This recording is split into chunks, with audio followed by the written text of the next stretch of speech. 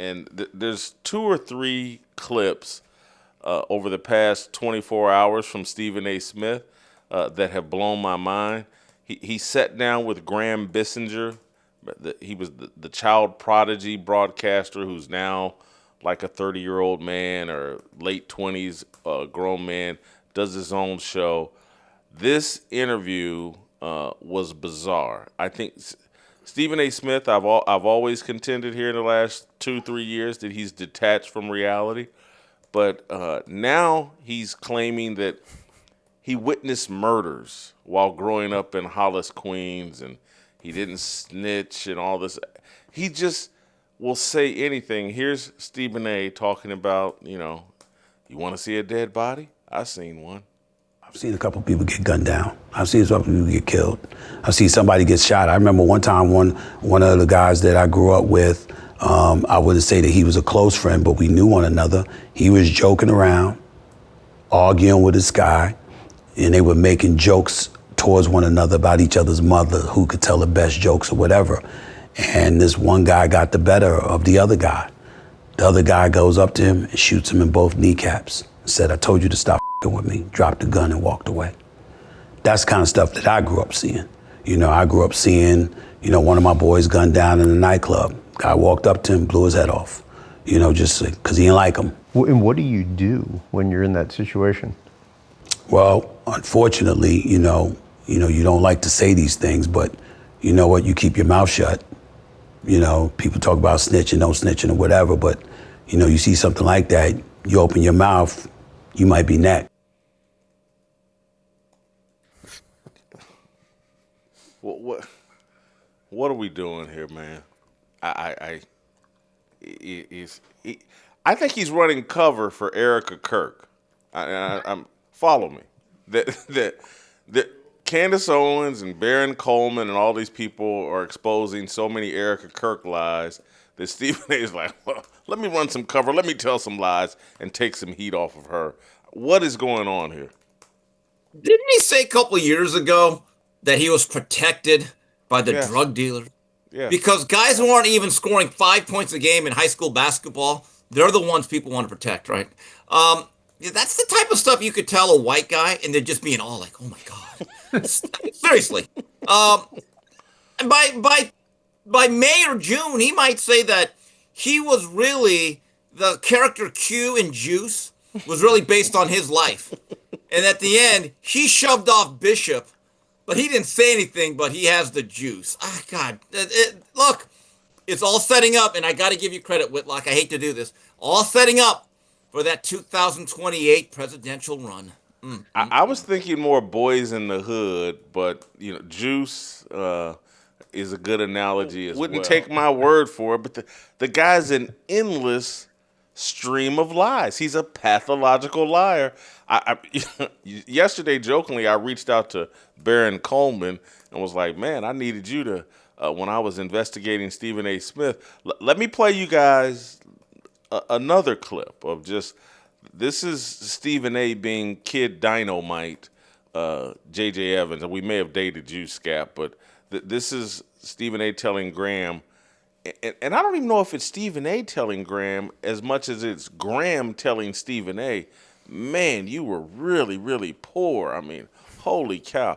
Anyway, play the clip. Growing up, as the youngest of 6, my brother left home the minute he turned. After he graduated from high school at age 17, he instantly went into the military. He wanted no parts of staying in Hollis, Queens. He wanted out of the house because it was a congested household, obviously, not just because of the 6 of us as children with our parents, but my mother was Mother Teresa. You had an aunt, an uncle, a cousin, anybody that was in any kind of trouble. My mother let you come stay with us. So there were times where we had 11, 12, 13 people in the house with one working bathroom and all of that stuff because my mother was very, very generous. And we'll get into that a little bit later too, but your sister was telling me how that in and of itself would create tension between your mom and dad because he did not like He didn't like that. He didn't like that, and my mother just had a heart of gold. And truth be told, we didn't like it because of the congestion, but we dealt with it. We were relatively poor, obviously, growing up. Hot water and heat were scarce at times. Hot water, heat, electricity. Food, definitely, the whole bit. So, we grew up, rats and roaches, all of that stuff, you name it. How do you start off by saying we were relatively poor, and then the interviewer says, well, you didn't have electricity, you didn't have water sometimes, and then you go, well, yeah, we had rats and roaches. But again, I grew up relatively poor, and I know the difference between relatively poor and just like desolate and not able to eat, no electricity, no water, rats and roaches.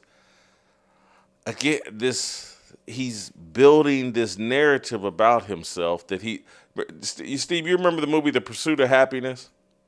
Yeah. Yes, I vaguely remember it. Yeah, he's got this fantasy narrative. He thinks someone's going to write a movie about him, and maybe they are. We got the clip of Stephen A. Smith and his response to the Pelicans yesterday. Let's play that. I'm at the top of the heap in this profession and getting paid for it, by the way. And by the way, my popularity is more than anybody you got on your team outside of Zion Williamson. Again, not throwing any shade on the players, just giving you facts. Why am I bringing all of these things up, New Orleans Pelicans? Because you can't about you. We are approaching the tail end of the season. We are in the month of March.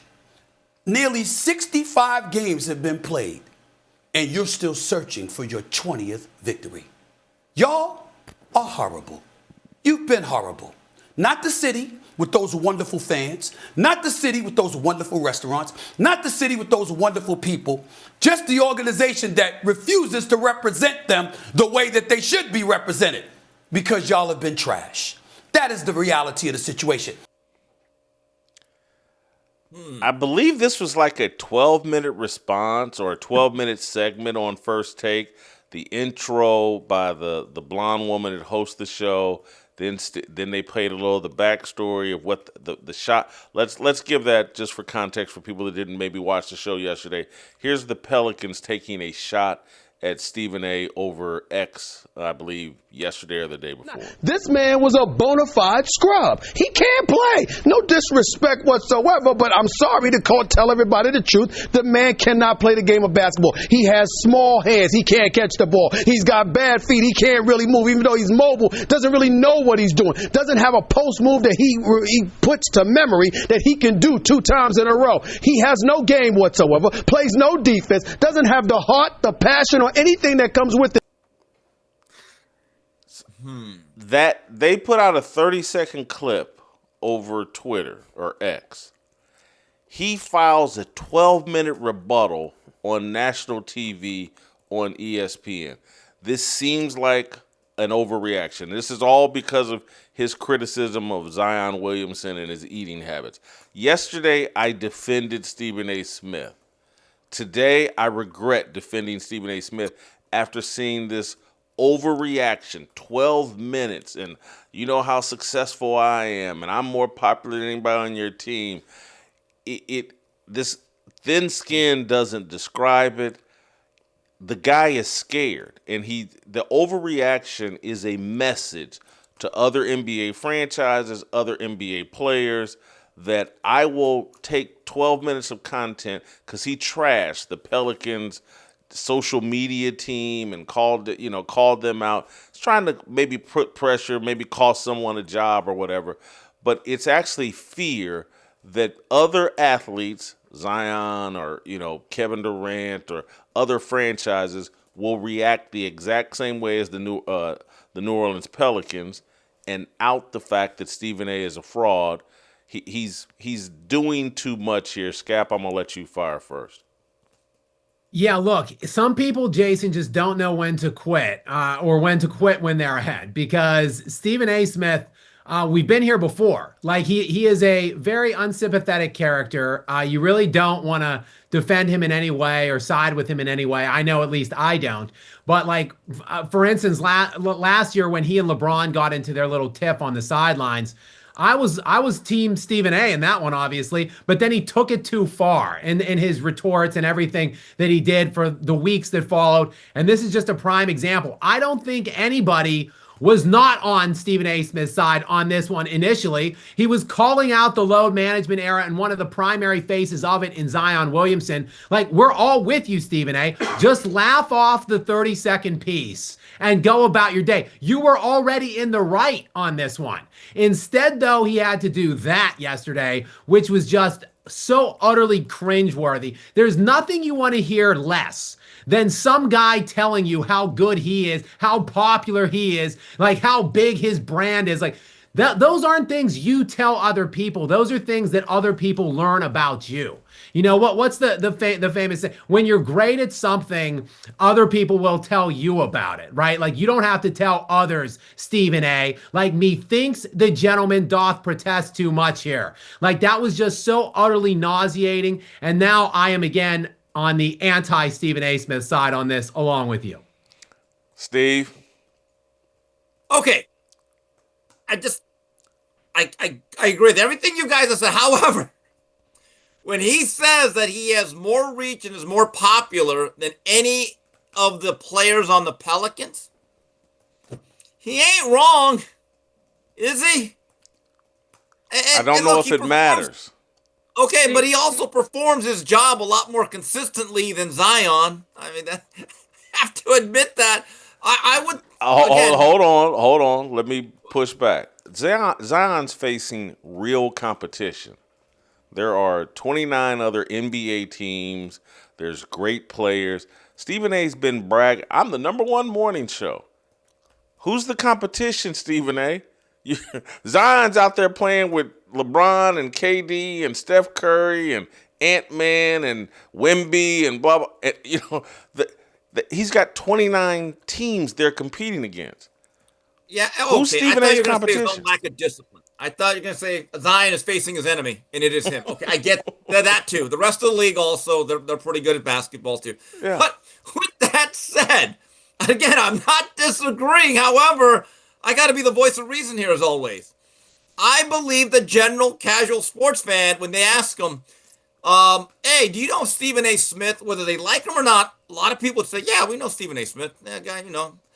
Now they say, name 2 guys on the Pelicans.